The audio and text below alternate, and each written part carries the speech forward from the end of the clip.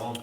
We're on. Are we live? Okay, we're live. You guys out in my classroom here, you guys don't act any different just because you're, thousands of people are going to see this around the world. It's going to be louder.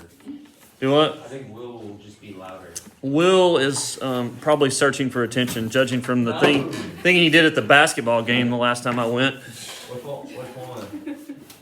You know, the My code's on shirt so- incident. That was funny. Shh. All right, so today you guys need to get out your notes, and we are going to finish up Unit 6 notes. Speaking of basketball games and clothing, I'll tell you the story. One time, this is probably my most embarrassing moment from high school. If I tell you this, or I accidentally pulled down my pants. So, in case you couldn't tell by my physique, yes, I was a high school basketball star. I averaged 8 points and 6 rebounds, mostly by missing layups and keep grabbing rebounds until I hit it. Hannah, you know what I'm talking about. You know the kind of people I'm talking. Yeah. So, sheer determination got me that starting job. It wasn't my height or anything else, and how small our school was. So one time during I played on B team, I think it was 10th grade. We were getting ready over in the corner. Y'all still wear big warm-ups and stuff? Y'all don't wear warm-ups hardly anymore, do you? Not the suits. We wear Not shirts. the shirts. We still had the full warm-ups, the bottom, the whole top, the rip-off. That's it, but we don't warm up in it. Yeah. So we had that. I think it was just hand-me-downs from varsity because it seemed like they were always way too big. And so warm-ups were over. We came over. Everybody was getting their warm-ups off, and coach was talking, and I was all the way down at the end. And so this was at our home court, and it was a B team game. So keep in mind, there's probably 100 people in the crowd at the most. The cheerleaders for the opposing team were sitting behind us. And so everybody's taking off warm-ups and getting ready to go in the game. And so I somehow got all the way down to the end, and I took my warm-up top off, I took my warm-up bottom off, and all of a sudden I hear this laughter, and I look down, and the warm-ups, if you've ever seen the bottoms, they have really thick elastic. It's that thick. So when I grabbed the warm-up bottoms and pulled them down, I accidentally grabbed my shorts, and all the way down to my knees. And then I looked down, and I pulled them back up. I don't think anybody on our side actually saw it. But the cheerleaders behind us, I know they saw it because I heard lots of laughter. You definitely got their number after the game. No, I tried to stay in the game as much as I could to avoid any more humiliation from that experience. But nobody on the team saw it because I was on the very end. So I just kind of ran over, got in the huddle, and went in the game and went on about my business. But it's one of those things you normally don't want to have happen at school in front of a very large audience. But you just check very carefully the next time you took his pants out. Yeah, every time after that, when I took those warm-ups off, I was making sure that I didn't pull my shorts with them. So it was easier than you think. All right, so today, energy conservation. So we're going to go around the school. You people at home who are working on this on Schoology in my class, you are supposed to be doing an energy audit at your homes, where you go around your house and you find ways that you can reduce your energy usage. Now, one of our students at home, she messaged me on Schoology yesterday and said, this is how much energy we used last year. I think it was around 1,500 kilowatt hours, December. And then this year, she said they used right at 1,000 kilowatt hours of energy. So that's substantially less, about a third less. And so I messaged her back. I said, well, thanks for doing that. Since you're the only one doing that, I'll give you extra credit since you let me know what was actually going on. Because I think I asked y'all to do that before Christmas, didn't I? Did I say, yeah, I'll give y'all extra credit if you find out what your energy usage is? In our cars. No, was it cars? Was it miles per gallon? You said miles per gallon. I thought I asked you to do it at home. If not, did I? You asked us to do miles per gallon. Oh, okay. Well, if you want to find that out, I think I'd like to take some data on that, and so we can kind of share and see how we use different energy sources. And I don't really need the power bill, the dollar amount. Really, all I'm looking for is the wattage. So how many kilowatt hours you're using. So anyway, I was like, well, ask your parents why they think the bill or that the energy use went down so much. And so she messaged back. My dad said he turned down the thermostat. So it's pretty simple as that. So we taught yesterday there are what are the two main energy users in your home? Do you mind know? This is the thermostat. The what? Lights in the thermostat. I don't think lights probably are that high on the list. Thermostat, heating and cooling for sure. What else? One of those gas fireplaces. Cooking. Well, that would still fall under heating and cooling. So Refrigerator. here's something to think about at your home if you're looking at your electric bill. What? Water. No, hold on a second. If you're looking at your heating and electric bill and you have a gas furnace or a gas fireplace that you run, then that's not going to be included in your energy usage. So you would have to look at gas usage and at electrical. It's a little bit easier if you have like all electric because then you can see like, this is my total energy usage for my home.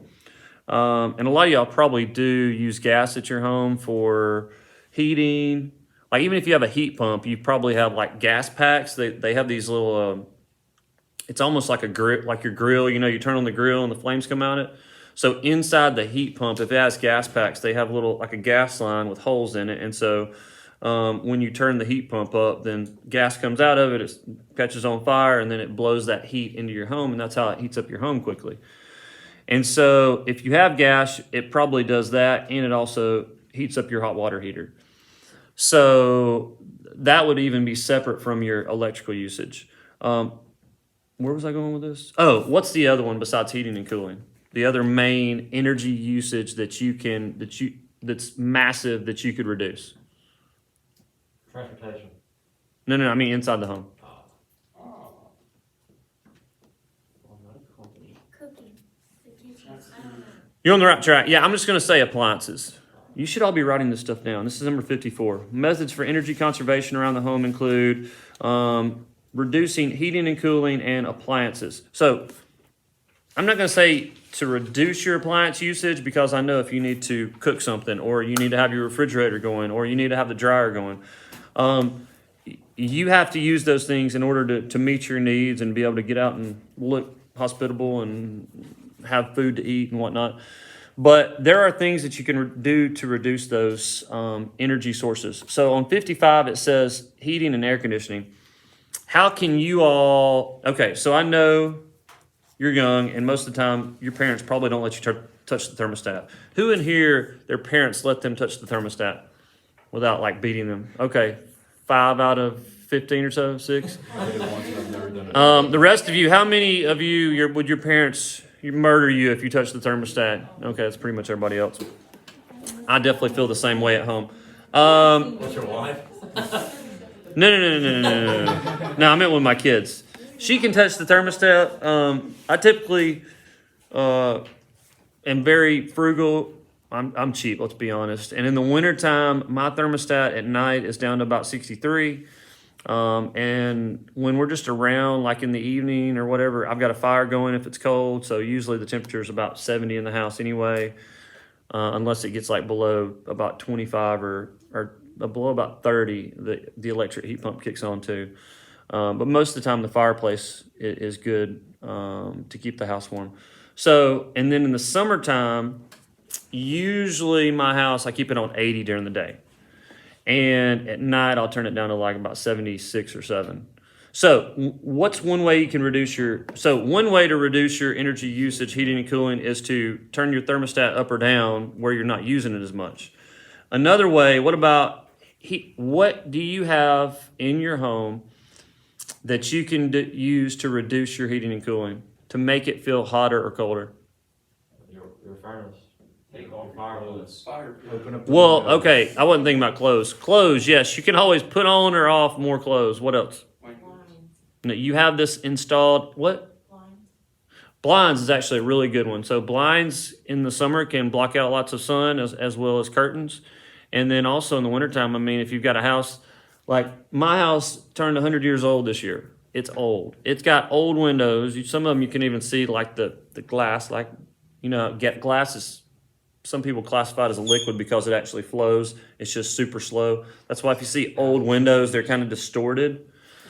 So because of that, they're single pane, they're not thin, but they're not very energy efficient. So if you have blinds up and you have curtains up, then that reduces the amount of airflow in the wintertime too. And that's still not touching on the one I was thinking of. Ceiling fans? Saying thank you, Emma. Ceiling fans. Can you use ceiling fans in the wintertime? I swear the other way. All right, hold on. I can, Hannah, go. I can never find a switch, but I know it's one on there that you can put, that spin the other way. Yeah, so there's a ceiling fan switch. You flip it, choose a little black switch. You turn it up or down or whatever color your ceiling fan is on the side of it, and it will turn the ceiling fan in the opposite direction. And what does that do, other Hannah? It replaces the warm air with the cold air with the warm air. Okay, so it's turning the other. So normally when your ceiling fan in the summertime, it's blowing air down on you to cool you down. And they say it makes it feel 4 degrees cooler. So if you have your thermostat on 80 and you got a ceiling fan going, then it feels like 76. It'd be the same as if you had your thermostat on 76. And a ceiling fan uses way less energy. So if you've got, that's why I say if you turn up the thermostat and turn on ceiling fans, it feels about the same, but you're using lots less energy. Same thing in the wintertime. Yeah, so you turn it in the opposite direction. That cool air, so hot air is where? Up. And so cool air is toward the ground. So when you turn it the opposite direction, it pulls the cool air up. And then the hot air on the ceiling is going to do what? Go down. It's going to displace it and push it out to the sides and down. Almost like that Hadley cell thing we talked about, like the water and moving away, or the air moving away from the equator. So I would say this, though. Really turning the ceiling fan the opposite direction is most effective if you have what type of ceilings? Flat. No, not like they come. High ceilings. Why? So he gets trapped up there. Yeah, I mean, like I lived over in Remington over here, and we had a huge. Well, it wasn't huge, but it looked huge because the ceiling was really tall, and like at one point it was like 20 feet tall in one place in the living room, and so I would always turn in the wintertime, turn it on low, and turn the ceiling fan the opposite direction, just to get some of that heat moved out away from the ceiling. Otherwise, you're heating this big area of air at the top of your home if you've got a pretty high ceiling, and then it's going to stay cooler down near the ground. Put a big old Christmas tree in there. Well, I could have put a big Christmas tree in there, but I'm cheap, so we wound up like going out in the woods and cutting down a cedar tree, and then my wife was mad because it was super sticky. Anyway. I didn't know you could turn a ceiling fan the opposite direction. Well, now you're learning, aren't you? Yes, you can turn the. Now, keep this in mind. I think somebody last period wasn't aware of this either, and she's like, you know what? I don't really feel my ceiling fan that much when I turn it on. And I was like, it may be turned in the opposite direction.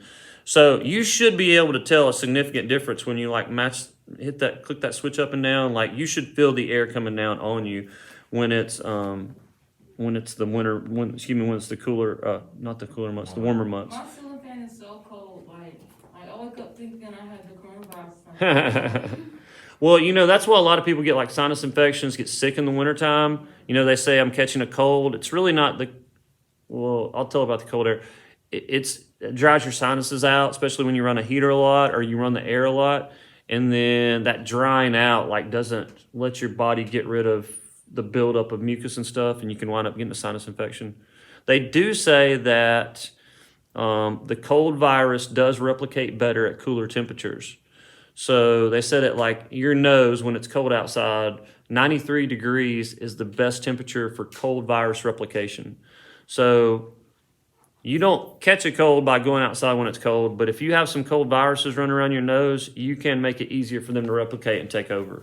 So that is something to consider. I really like the best thing I've got out of this whole mask deal, besides maybe not getting corona. I do have a mask here. I just take it off to talk. Is I've found that wearing a mask around when it's cold outside makes your face a lot warmer. And I've got a pretty big beard, but it's still, your nose gets cold and your lips get cracked and dried out and fall off. And so it's good to have a mask on to keep you warm. All right.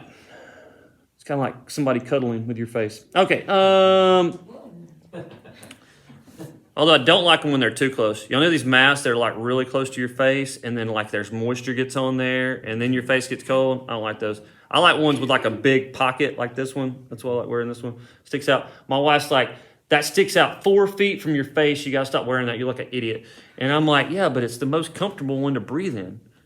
Because like there's a little pocket of warm air there that just keeps me feeling nice and Cozy.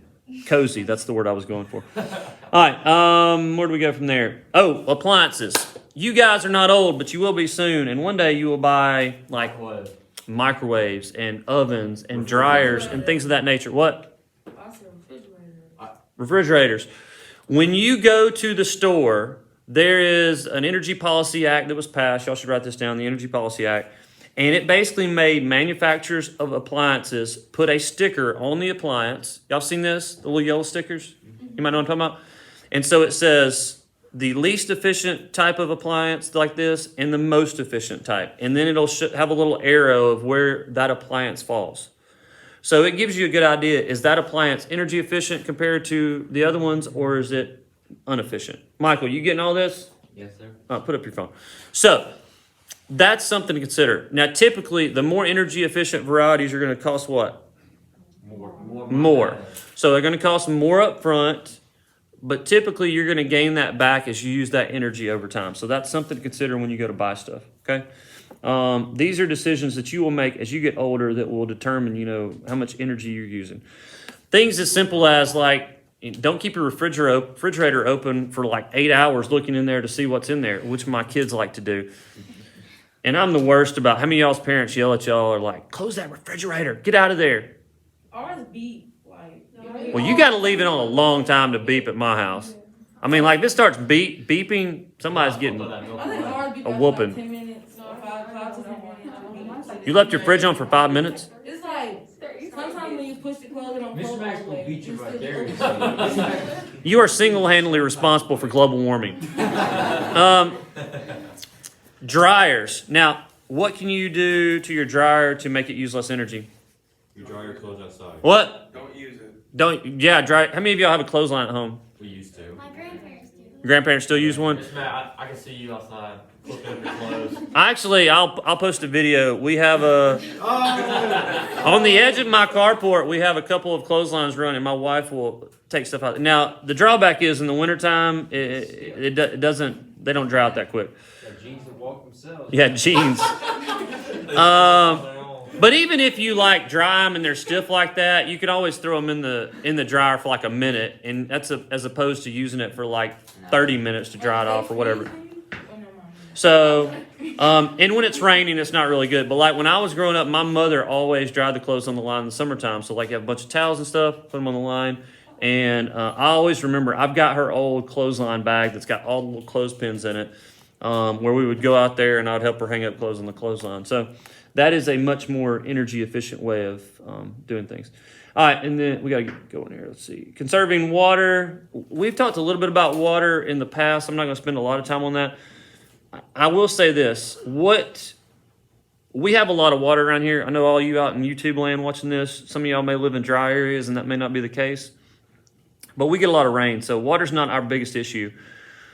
What do we use with water that uses lots of energy, though? Dishwasher.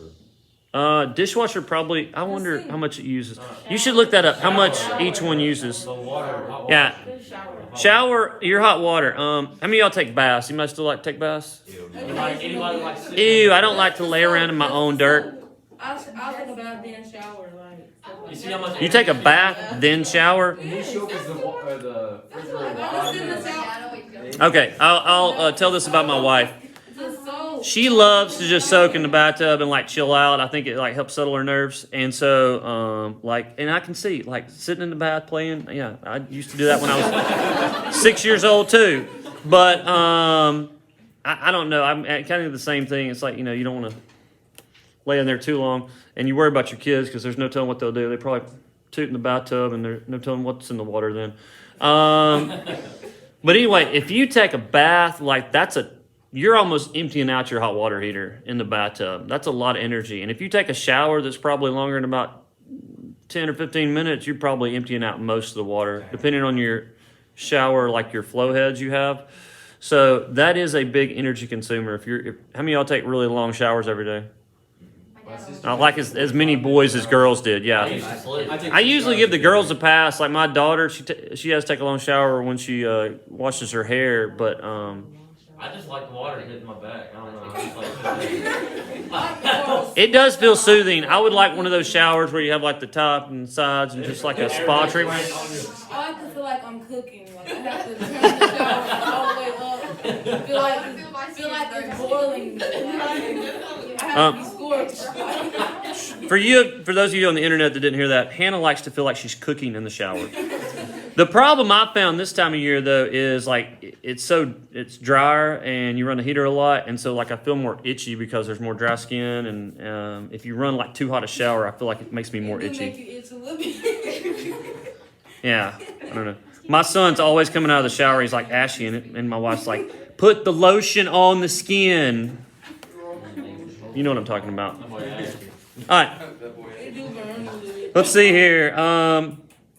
Energy efficient appliances we talked about. Conservation. Let's finish this up. Conservation landscaping. So, what can you do around? So one day you will have homes, Caitlin, and you could even mention this to your parents if they're aloof about this whole deal. What can you do around your home in terms of landscaping to change your energy usage? Not use sprinklers. Plant trees. Cut trees. Sprinklers really don't use energy there, but they do use a lot of water. So that is true about water conservation. What'd you say, Emma? Plant trees. What kind of trees should we plant around our home to conserve energy? Big ones that Not no shade on. evergreen. The ones Or that leaves trees. fall off. So if you plant deciduous trees that lose their leaves in the summertime, they Like shade. shade the home, and in the wintertime they They let light in. Is it ever good to plant evergreens around your home?